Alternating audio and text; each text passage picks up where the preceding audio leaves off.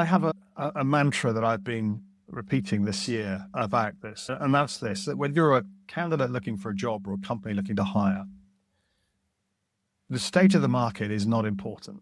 The state of your market is what is important. And what do I mean by that? Well, we can't influence macroeconomic policy. What we do have control over is the one job that might be the next one you get, or the one deal that is the thing that turns you from zero to hero in a flash. And so I'm very keen that people focus on what they can control. And what they can control is their own approach to the market. And that might be being an awful lot more proactive than just simply looking at ads on LinkedIn or just hitting people on LinkedIn. And it might be by being an awful lot more savvy about the way in which you hit the market. Wise words from our guest, Dickon Moon. Dickon has been a good friend of the Academy for quite some time, and we are better off for having met him for sure. One of the most impressive things about Dickon is how he's been able to do multiple things at a very high level over a long period of time. For instance, he's been the Director of Rugby at London Cornish for over 20 years, built a distinguished career in executive headhunting, particularly in tech, raised a family, and maintained a long-term commitment and service to the Cornish diaspora, including now serving as a bard. He's able to do all of that, to stay grounded, and also to cross-pollinate between these things, whether that's bringing tech into sports or taking a learning from the pitch into the boardroom. This is the Better for Having Met Them podcast from the HPNA Academy. I'm Carl Tischler. Thanks for joining and hope you enjoy the episode. Hi, and welcome to the podcast. We're delighted today to have a very good friend of ours, Dickon Moon, with us. Dickon has been a great friend to the Academy. He's also been a great friend to many companies that are in the early and scale-up stage, and just has a fascinating background, as you'll hear, and really just delighted to have you on. Dickon, thanks for your time. Thanks, Carl. Great to be here. Great to have you. So, as we do in the Academy, we look at career in sort of the 60-year terms. And we like to start the podcast with, people just talking about their kind of origin stories as they are and where they've gotten to and navigated in their career. Would you mind walking us through that, Dick? Sure, yeah. I think in common with a lot of people in my sort of era, when I went to university, I didn't really know what I wanted to do professionally. So I took the most vocational course I could, which was humanities, a degree in humanities. And then slightly selfishly was driven more by the fact that I loved national hunt horse racing than by any other means to find a company that would actually allow me to be near my favorite race course. So I became a trainee software engineer for a life insurance company called Eagle Star based in Cheltenham. And I quickly realized, actually working alongside Anderson Consulting as was, that software engineering wasn't for me. And although I stayed there 3.5 years, I used to embed notes in the code. So that when people went to maintain the software, it would say things like, "What on earth do you think you're doing? It's a beautiful day outside. Surely you should be doing something that, got you a little bit more involved in the country." Which actually years later, I had people contact me and say, "Hey, I found your notes. Thanks for that."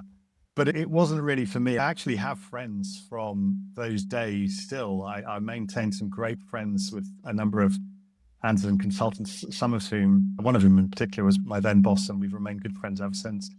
And it was actually during the latter part of that time with Eagle Star that I registered with a small recruitment company in Cheltenham. And one of the partners there, they were only 4 or 5 people, said, you might find recruitment quite a good gig. And actually, I hadn't really thought about it, but having dangled the carrot, he then went quiet on me. So I actually sat in the reception of that company every day for a week until the managing director agreed to see me. And I said to him, "Look, give me a week's trial."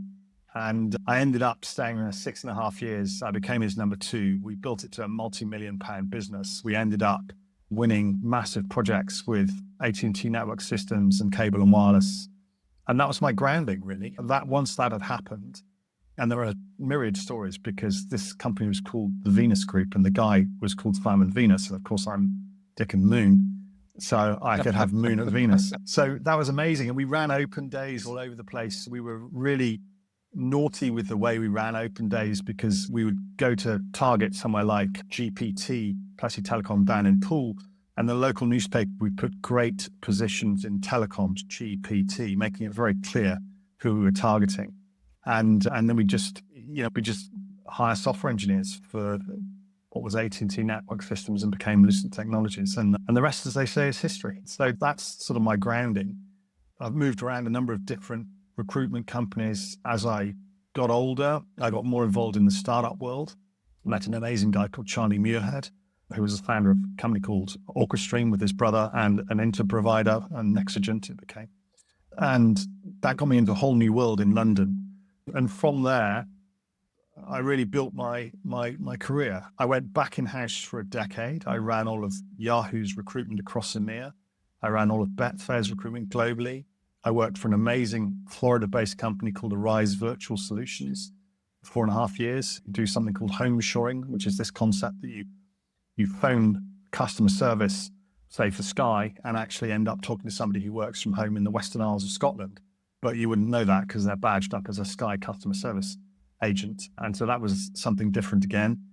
And then was introduced to a couple of guys, Brad and Joe, who had founded True Search and were looking to have a sort of an affiliate company in London called Foundation Talent. And I joined True when there were about 30 people, stayed there for over 6 years through the most amazing transformation of that business, seeing it grow globally. And I was heavily involved in that growth for 5 years or so. And that was, it was a little bit like the fun I had when I was at Venus. That was a huge amount of fun. And I've really tried to replicate that fun. I had a go at my own firm, which went well for a couple of years and then didn't in the third year. And then I landed at my current company, Fusion, who have this amazing model where you're not actually employed, you're sort of working through the platform. And you're self-employed there. Of course, you have partners all over the globe. And they're people like me. I found them as people like me who have their own, comfortable in their own skin, happy to share and impart knowledge, often are quite generous. These people, they give time for free as well as time for things for which they hire. And I found that really a neat fit for what I do. So not only do I now headhunt and for startups and scale-ups, on both sides of the Atlantic, but I also try and give up a portion of my time to devote to advising companies for free, particularly startups and scale-ups. And that led me to be a speaker at Cornwall Slushed earlier this year. That seemed to have gone down very well because I've been contacted by lots of different organizations since then. And so that's, as I look forward, I see a nice blend of headhunting, some non-exec work as I work with some of these companies more closely, and blending in my love of sport and rugby, which I haven't mentioned, but for 23 seasons now, I have been Director of Rugby at London Cornish as a Cornishman. I'm very proud of that. I was appointed a Bard of the Cornish Gorseth last year, where, again, something about which I'm very proud. I get home to Cornwall a lot, and I am trying to do what I can to support the wider Cornish diaspora. And actually, we kicked off this week at the House of Commons an organisation called Global Cornish as a means of seeing what we can do to help each other, if you like, in terms of giving time to different organisations and different people who might need it in Cornwall or from Cornwall. So hopefully that's a fairly quick run through of the who, the what, the why, and the where. No, that's terrific. That's terrific. So just to maybe start on the headhunting side. First of all, I can say, having been a recipient of Dickon's advice when we were early stage, and we were probably a stage or two before we'd be really scaling up at the time we met Dickon, and it was just so invaluable to get that insight and to get someone who's really generous with their time. It's always nice. In passing, people will give you a little nugget or something, but someone who's willing to really sit down with you, way before you would be potentially even a client, and just tell you what that journey is like and tell you what to look out for and things. It's just so incredibly invaluable. I just found, when you're at that early stage, you want to be making your own unique screw ups. You don't want to be making mistakes that you could avoid. And when you have someone like Dickon who's able to give you that context and that guidance. It was just really great. I mean, you never forget things like that. Dickon, when you were camping out for the week in the Venus office, what is it, do you think, about headhunting that really spoke to you and that sparked that interest? Yeah, I think the interaction with people has always been a driver for me. I'm fascinated by behavior and leadership. I read an awful lot around leadership. And I've had in my family the advantage of having a godfather who's been incredibly hands-on all my life. He was formerly head of entrepreneurial services at Ernst & Young. And I think the ability to interact with people, particularly inspirational people, and the startup world is full of amazing inspirational people, and it never fails to get you out of bed. I think that's what I found fascinating. And for me, at that time, I was really thirsty for knowledge, and the ability to have AT&T Network Systems or teach me about their 5ESS switching system was just amazing to learn about the different kinds of telecommunication technology. I found a real hook. And I think it was that opportunity that got me really interested. And whether by luck or judgment, along that way, I've met interesting people who have continued to allow me to indulge in my passion. I'll give you a good example. Charlie Muirhead, who I mentioned earlier, when he started Nexigent, he is this amazing ideas guy, just amazing ideas firing off in a million directions. And he wasn't really sure how he could capture this to ensure that we hired the right people for him. So what we eventually agreed is I would follow him around all his meetings for a few weeks. And every time he talked about a potential role, I would pick up on it. And that's actually how we began. I think I made 10 of his first 15 hires at Nexigent just by following him around and embedding myself in his organization. And it was an extraordinary experience. And I count myself having been very fortunate to have had that sort of exposure to those sort of people. Did you find different being in-house Yahoo, for instance, versus being out on an independent platform? Absolutely. In particular, the politics that are at play in-house. There are and always were different agendas. Now, I was only at Yahoo for 6 or 7 months because they made the announcement that the top 100 decision makers in Europe would be moved to Switzerland, and that was never an option for me. I ran the rugby club. I was in the early stages of a relationship, and so that was never really going to happen for me. And then I went and, at Yahoo, I had replaced an RPO, a recruitment process outsourcing. And then I went to Betfair, where I was the RPO. I ran the RPO. And so that was really interesting, but again, mired in politics and an extraordinary experience. I was there for over 2 years and, again, made amazing friends. All of these places, you make friends you keep. My then boss at Betfair, I'm a godfather to his kid, and I'm in regular touch with him.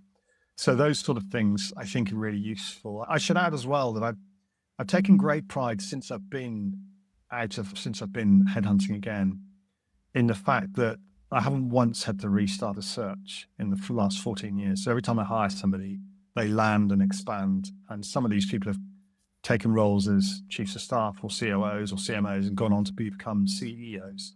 And I'm incredibly proud of that. There's a lot of luck that's involved in that, but I think a part of that is down to the fact that I've never been the hungry dog of search. I haven't taken on everything I've offered. I've only ever taken on roles where I think I can work with the people and who will appreciate the suggestions I make, which often may not be on their radar till I make them, and take that in the spirit in which it's intended, So I feel like there's a record to uphold there, and it's something that I'm very proud of.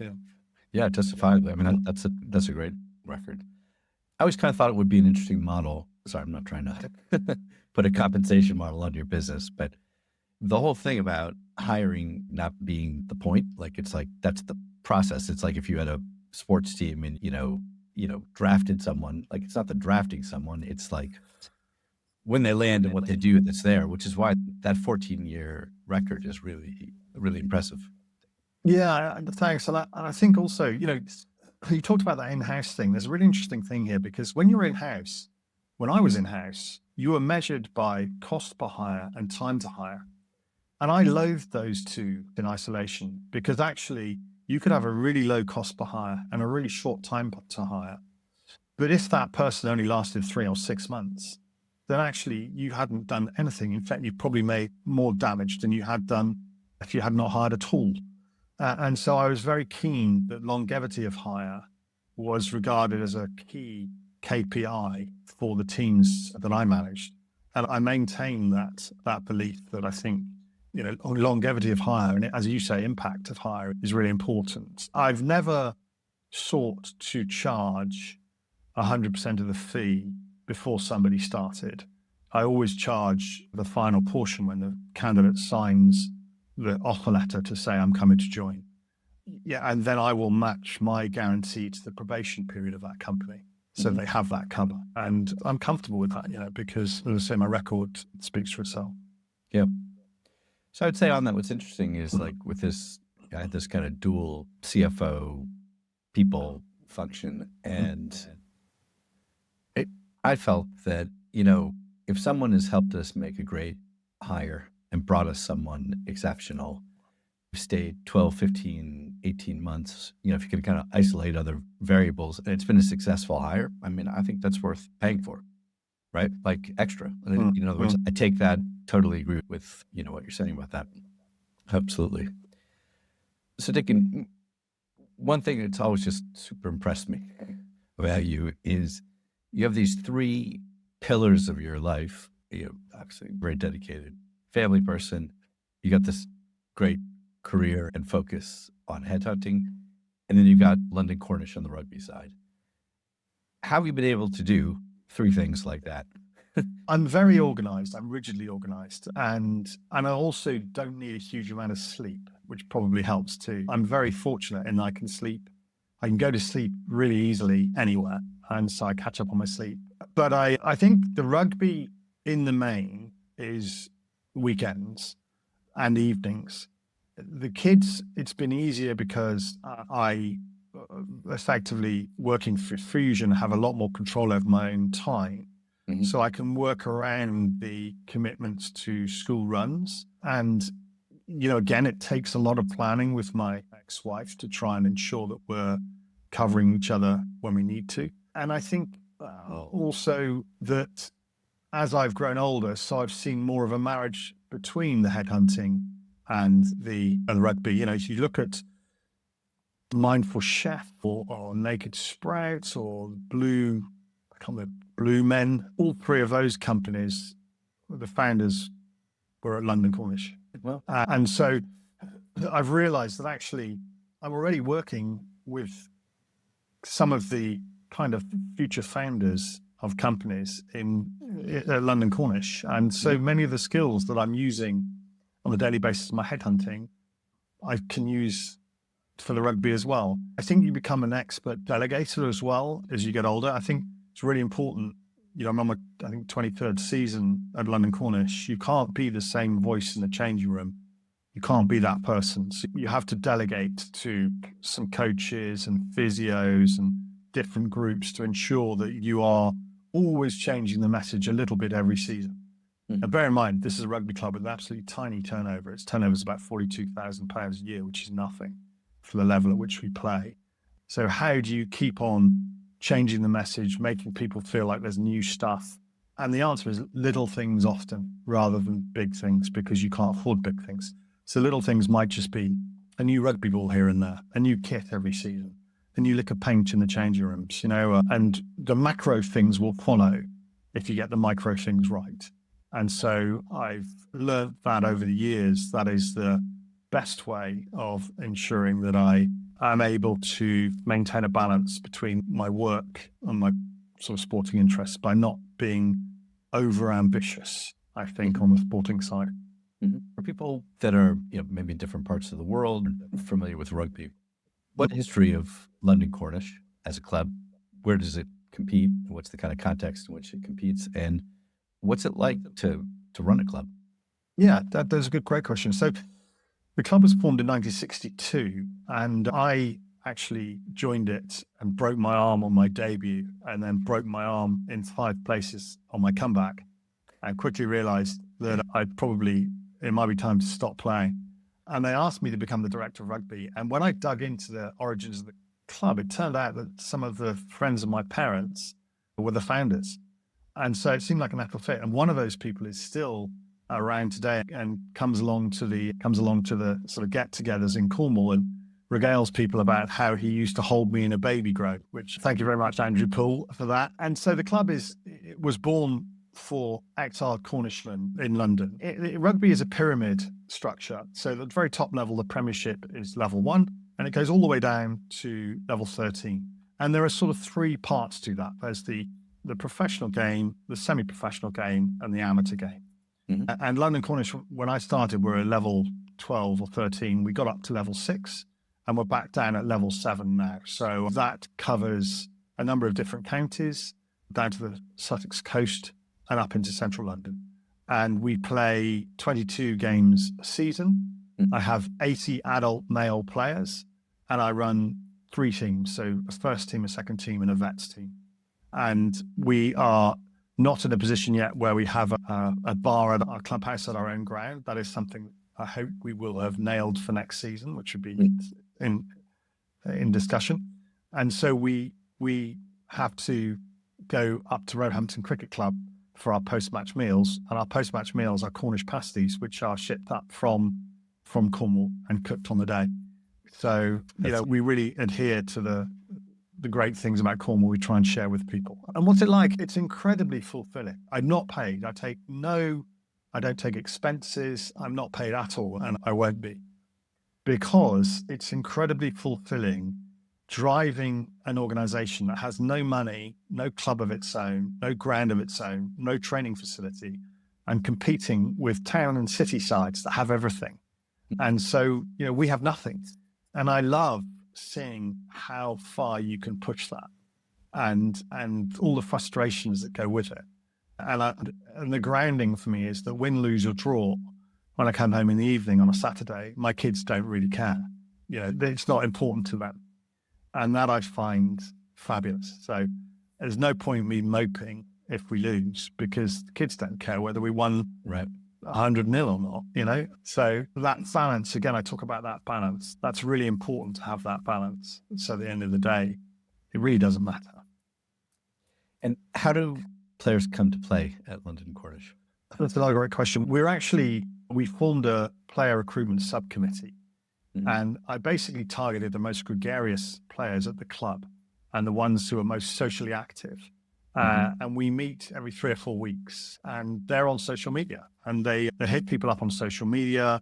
They're very good at producing content on various outlets, and that acts like a trawler, and people are then fed through to me, and I have a 24-hour SLA so that anybody that gets in touch and wants to join, I'll be in touch with them in 24 hours. And we corral them and make sure that they have all the information they need on how to join. And when we only train once a week, which I think is a real benefit for young lads moving up to London. Mm-hmm. And then for me, as I look at sustainability of the club, that clubhouse plan is really important because it opens the possibility of us starting both a women's section, which is a huge growth area in the game globally, and a junior section, which again would feed players up through the club, as opposed to us having to recruit year on year, which we do very well, but that in of itself is probably not sustainable. So it's kind of a clubhouse as a physical location, bar that, correct, kind of a center that's there. And that would be in London somewhere. It would be at our ground. Ground. So a space has opened up, and we're in negotiation with Wimbledon and Putney Common Conservators to take that space on the weekend and to effectively rugby-size it so that it looks a welcoming place for people to come and have a beer and a pasty post-match. And I think that will be transformational for us as a club, both from a revenue perspective and from an attraction piece for potential players. Right. And running an organization like that, where you've got people who are busy doing other things otherwise during the week, and as you say, it's at the level that it's at. Have you found, keeping team cohesion, building a culture that performs What kind of lessons have you learned? And has any of that, again, as you're talking about, sort of flowed back and forth in between your work, recruiting and working with, startups? Yeah, I think what's really interesting is that, I'm not a big fan of pocketing Gen X, Gen Z, Gen Y. But one thing that I think has changed, and it's noticeable professionally and from a sporting perspective, is that if you go back 20 years, lads between the ages of 20 and 30, more often than not, were getting married and having children.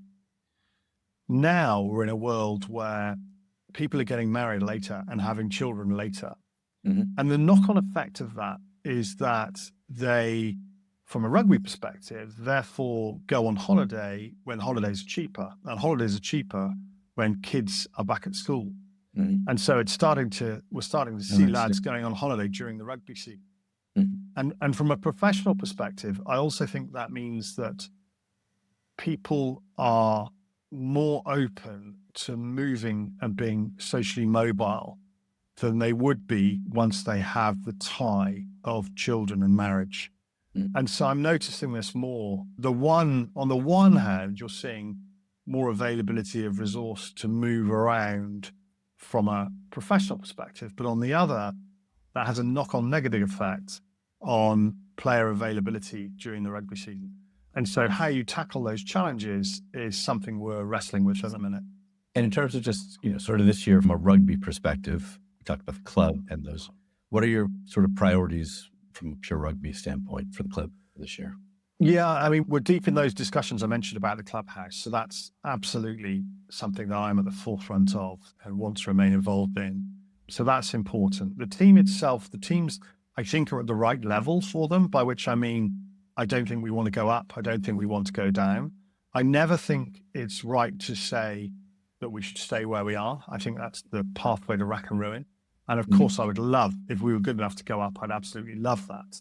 I don't think it's going to happen this season. And so it's all about building depth through this season to ensure that we can make a more sustained challenge next season. And I think we have turned the corner in terms of our player depth from a season or two ago, from when we got demoted at a level, and are now a much better place to push ahead next season.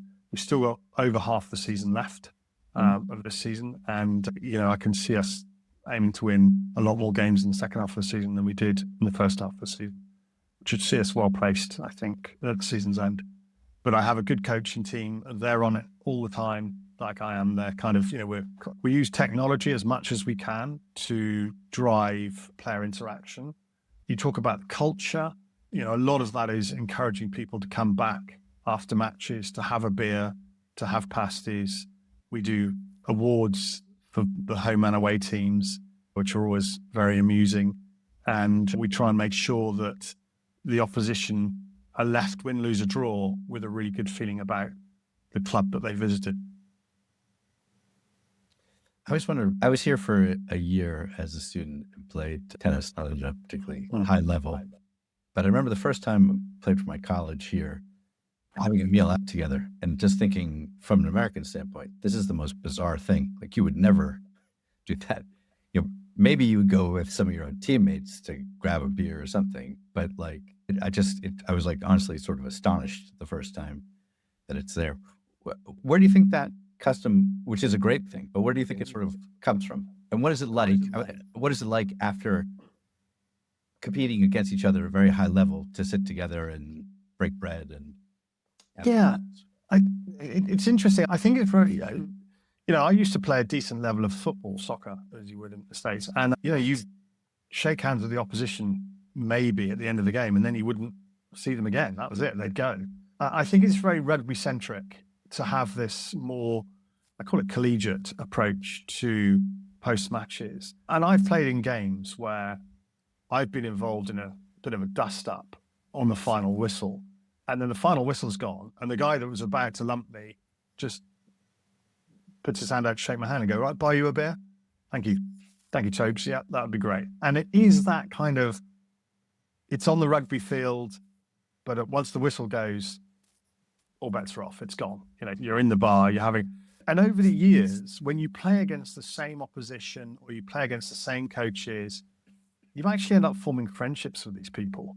And, we played a game on Saturday against a team I've known for a long time. We put 80 points on them on their ground, which must have been heartbreaking for my opposite number. And he sent me those wonderful texts apologizing for how poor they were and thanking me for having sure that changing rooms were left in a tidy state. And I thought to myself, well, there's nothing wrong with the game that somebody can see their team battered on their own pitch and yet still produce such a humble response. And I think that's what fuels it. I think it's important that as coaches, as directors of rugby, as leaders, we are careful to ensure that players understand that their responsibilities, once they leave the field, once the final whistle is over, are very much about supporting the opposition as every bit as much as they are about supporting their own players. And we've had some mental health issues with some of our lads this year. And I like to think that rugby has been really helpful to them through that by giving them a sense of camaraderie, purpose, permanence that perhaps doesn't exist in other aspects of their lives at that time. And I think that's a really important role that we have to play, particularly in sort of the adult male 20 to 35 age group, which are, not really seen to have the same level of issues that other groups may have, but they exist. And so I think there's another part to play there as well. One thing I've always admired about rugby, especially getting to know, players as students in the academy, is it seems to me like sports kind of break into different categories. And one category is a sport where, team sports I'm talking about, where if they've lost and you interview a captain or a player, they'll always say, it was my fault. And you interview them after a win, and they'll always say, we won. And I know that sounds trite and simple, but I've found over the last year, speaking to and recruiting athletes from different sports, that there just are some sports that are like that. Rugby, top, I think rowing. I feel that ice hockey, maybe volleyball are there. And then, other sports, which might be great sports and also good team sports, but they don't have the same sense. The litmus test comes out differently for them. What are your thoughts on that? Yeah, I've learned actually. I'll tell you a little anecdote. In 2003, I was fortunate enough to be down in Australia to watch England win the Rugby World Cup final. And before the game, I was with one of my brothers who actually ended up marrying an Australian and lives in Adelaide. And we got in a cab, and this fella, big lad, jumped out in front of the cab and said, "You guys going to the game?" Aussie guy. I mean, yeah. He said, "Well, can I jump in?" I said, "Yeah, of course, jump in. We're going to the game." We got talking to him, and he said, "Well, do you lads play?" Yeah, we're not very good, but we play. And how about you? Yeah, he said, "I was fortunate enough to play a little bit of rugby." Very humble. And so we said, "Well, where did you play?" "Well, I was sort of played for a team, I don't know if you heard it, called the Queensland Reds." So I said, "You played Super Rugby?" Yeah, I did." "Look, you probably know my brother better." All right. "Oh, right. And, did you get to go to many international matches?" "Well, I was fortunate enough to win a World Cup." And I looked at this guy and I said, "What's your brother's name?" And he told his brother's name. I went, You're Anthony Herbert, aren't you?" And he went, "Yeah, I'm Anthony Herbert." And what was fascinating about it is how humble and how it was all about how lucky he'd been and how fortunate he was. And this guy was a hard-nosed centre for the Reds and for Australia. And I learned something that day about, it's not just about winning, it's about how you win. And Yes. Sportsmen, particularly in rugby, I see it lots. These guys have performed and won at the top level. They bring something humble with them. And that particular team had a leader, guy called John Eales, a second row, giant guy. And every interaction I've ever seen with John Eales was, he is so humble. And so his team followed the leader in, we've won, but that doesn't make us anything that special. We're just lucky and fortunate. And so that pervades through, I think, quite a few. There are some other sports like that. I've met some rowers who I think have a lot of that. Yep. You talk about, it's, if I win, it's the team. If I lose, it's my fault. And rowing, I think, is very much that kind of mantra. And so I've learned that, you sometimes have to prize information out of the most amazing people to really get to hear the really good stories. But once you do, it's well worth it. Yeah, good. So Dickon, just on the rugby, you mentioned about tech being an area. What are areas of rugby tech or sports tech that are of interest to you? Yeah, so I'm seeing an increasing use of generative AI to analyze different aspects of sport that I think have fascinating possibilities. In particular, right down to the grassroots level and analyzing where teams are strong or weak, and then providing really in-depth feedback to players on how they can improve their games. I think that is one application that I'm seeing. And as part of that, the increasing coverage of every level of matches on some form of media. I had a guy get in touch with me yesterday, one of our players from about 20 years ago, asking if there's any video footage of him playing from back in the day to show his son. And I don't know that there is. But nowadays, almost every single match is videoed. And so you're seeing technology spinning off of that, be it, is there a way that you can have matches streamed live, even at a low level, such that you could get subscribers to pay to watch from afar? Or another one is, how can you use technology to network for players and coaches and physios to join new teams? Again, what's the application there? There's a lot around nutrition now in sport and how that has a different effect on different people at both professional and semi-professional levels. And all of these different, what I'd call sports tech organizations, need access to enable them to sell their wares, and need to understand how they can use social media to help them drive pipeline. And so I'm seeing an increasing need from my side to support those companies, and I have the contact basis to help them get the access they need. And so that's beginning to marry up my sporting interest with my professional interest. And in some cases, the next step would be looking at how you can help them land funding. I think as I've become better known in certain circles for my knowledge of the sporting landscape, and because for various reasons I have political connections with the current government. My brother is an MP, and I have been using my own political connections in the House of Commons to forge meetings as often as I can. I'm beginning to be a little bit more vocal than perhaps I have been in the past. And I should add, by the way, that as a bard of the Cornish Dorset, one of the things that I've had to sign is the ability to publicly pronounce on political opinions. So I have to be apolitical, albeit I can support my brother in terms of his ability to support the constituency that he represents, but I cannot make pronouncements on policy. So I'm very careful about that. This is more about doing good where I can.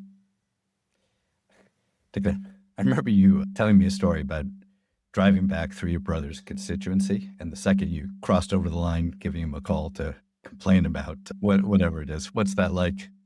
Yeah, I mean, I think I really annoy him. So, I do that deliberately. I mean, who doesn't want to try and annoy your brother? So at any point, if there are any roadworks in his constituency, I will phone him up and ask what the local MP is doing about it. And often the answer is relatively polite, but 2 words. And as I have 5 brothers and a sister, and we all have little jokes about, if anything's going on in the world, we might just put in the family chat, well, what I want to know is what's the MP for Campbell, Redruth and Hale doing about it? But actually, he works fiendishly hard. Perrin, my brother, he, I think, does a great job for his constituency. And it's a difficult balance when you have to be in Westminster half the time and in Cornwall the other half. So he's traveling an awful lot. But yeah, I keep him on the level every now and again by throwing in the odd complaint. Even if it's raining, what I want to know is, what's the MP doing about the fact it's raining? Yeah. Beautiful part of the world. I have a friend who lived in Redruth. Beautiful. So Dickon, moving back to the world on headhunting, recruiting, staffing, companies growing up. Obviously, on the one hand, there is tremendous disruption in the market. lot of talented people dislocated, a lot of changes, obviously, battling AI, et cetera. Yeah, what's your sort of advice when people come to you and say, hey, Dickon, what's the state of the market? What's there? Yeah, and I have a sort of a mantra that I've been repeating this year about this, and that's this: that when you're a candidate looking for a job or a company looking to hire, the state of the market is not important. The state of your market is what is important. And what do I mean by that? Well, we can't influence macroeconomic policy. And so we could all throw our hands in the air and blame the government or blame Europe or blame America or blame Russia or China or whoever the hell. But actually, we have no control over that. What we do have control over is the one job that might be the next one you get, or the one deal that is the thing that turns you from zero to hero in a flash. And so I'm very keen that people focus on what they can control. And what they can control is their own approach to the market. And that might be being an awful lot more proactive than just simply looking at ads on LinkedIn or just hitting people on LinkedIn. And it might be by being an awful lot more savvy about the way in which you hit the market. Perhaps there are other organizations selling into the same sector that you're going into that are not competing with you. And is there a way that you can piggyback on their marketing budgets to give you access? Set out this year to take myself out of my comfort zone, by which I wanted to go to events where I might not be known to anybody in the room. And I've tried to do that a lot this year to try and get me into different networks and circles. Sometimes it's been successful, sometimes it hasn't. But I don't regret one effort I've made to do that. And so that was my approach to my market this year, was to take myself out of my comfort zone and try and work rooms in places where I'd otherwise not be. And that meant, and those people know me will know this is tough for me, I had to wear a black tie. And I am not a tie-going, dressing up kind of guy. So I went to a black tie event where I didn't know a soul, over 1,000 people there. And that was absolutely fascinating. I'm not sure I'd want to wear the black tie again, but in terms of getting the invite, which was free, through another organization that was selling into the same kind of startup ecosystem that I was selling into, that was a successful effort. And so that's what I'd encourage people to do, is to look at what you can control, not what you can't, because I think that is a route to a more positive mindset. I have allowed myself to interview 2 people a week who I don't have work for, to try and give them advice and hopefully help them find a way to finding a job. I'm not sure what my balance will be next year. I've spent this year building this pipeline. And so for me, looking forward to 2026, it's going to be more about converting some of that pipeline to start working with a number of these companies and helping them make those hires. I do love the advisory work that I'm doing. And so taking on some non-exec work as well is going to be important for me, something that I really enjoy doing, and marrying up that Cornish sport and headhunting element together as I get older, so I can see more crossover there. And so that's something else that I'm keen to do. Yeah, terrific. Dickon, over the course of our conversation here, you've talked about it. Really remarkable people, pivotal people, from Godfather all the way through to it. Are there any other people out there that you've met or that have given you sort of specific pieces of advice that have really landed with you? Yeah, I think odd one, really. I mean, I've had, an interesting relationship with my father over the years, but my old man was a GP. He's still alive. And he has a line which I really like, which was that if people don't live and die by what you do, you have no reason to be stressed. And I sometimes find myself with stuff right there in front of me. And I find that particular mantra really helpful to controlling stress in any given environment. I talked before about how I like to ensure that I'm surrounded by people who are energy givers rather than energy takers. Yeah. I find that energy takers are the people that make you stressed. And I feel strongly that mantra that if your job is not something that results in life or death, then you have no reason to be stressed. I think is a really powerful message to help help you get through some of the tougher times. So that would be the one thing. I never stop reading. I find, I'm still a daily newspaper reader. I get The Guardian some days, I get The Telegraph some days, I might get The Times another day. I try and have a political cross spectrum. I read at every opportunity. If I'm on a train, I read. If I'm in a queue, I read. I find that really helpful to me. And so my mind is constantly being processed and challenged by different and differing opinions. Get it. Very cool. Dickon, as you continue building the business, I have two questions for you. Number one, how to get in contact with you? And number two is, from the focus of your business, what is the profile of the company or the opportunity that you're particularly focused on? Yeah, so I'll deal with the second one first. So I specialize really in startups and scale-ups that are seed through Series C. And because of my background, people and operations, because obviously I was a VP of talent, product and engineering, because I was a software engineer, and go-to-market on both sides of the Atlantic. And I typically start work where base salaries around 140, 150K UK sterling. And I'm very referenceable. And, I think it's the best way to believe in the people with whom you're working is to have references from other folks. So that's something I'm proud to be able to provide. The way to get in touch with me is my work email, which is dmoon@fusionsearchpartners.com, which is pretty much exactly as it sounds. So dmoon@fusionsearchpartners.com. And, I'm going to take a little downtime at Christmas, although, and it's fairly typical. One of the events I went to, there was an American private equity guy who just happens to have a house very near my mum in Cornwall, a holiday home, and he's coming over from the States to be in that holiday home and wants to catch up on Boxing Day. So although I'll be taking some downtime, I'll also be taking the opportunity to do a little bit of networking while I'm back home as well, because, I just love it. I find it fascinating. What is involved with being a bard, and what's the sort of historical origins of that?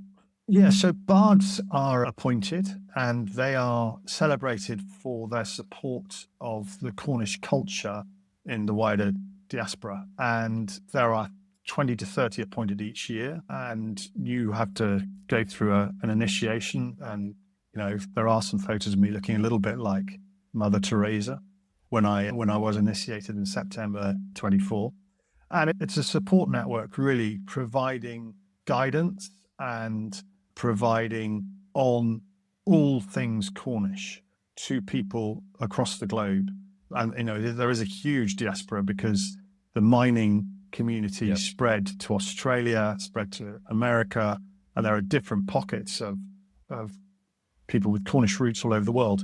And so this is all about celebrating Cornish culture, supporting it, and being open to spreading the Cornish message, be that through language, through sport, through culture, through food, through all sorts of different ways and means. And for my part, my bardic name is Canerva Rugby Echelis, which means exiled encourager of rugby. So that's clearly the reason I was given the award, and it's something that I'm very proud of. Of course. Amazing. Thank you so much for sharing that. And Dickon, thank you so much for joining us on the podcast. It's been a great conversation, fascinating thing. And I just do so admire that ability over such an extended period of time to manage those three things so well to such a high level. It's really exceptional. Thank you. And it's been a pleasure. And it's absolutely flown by. I can't believe the time's gone so quickly. Terrific. Thanks. All right. Cheers, Carl. Cheers.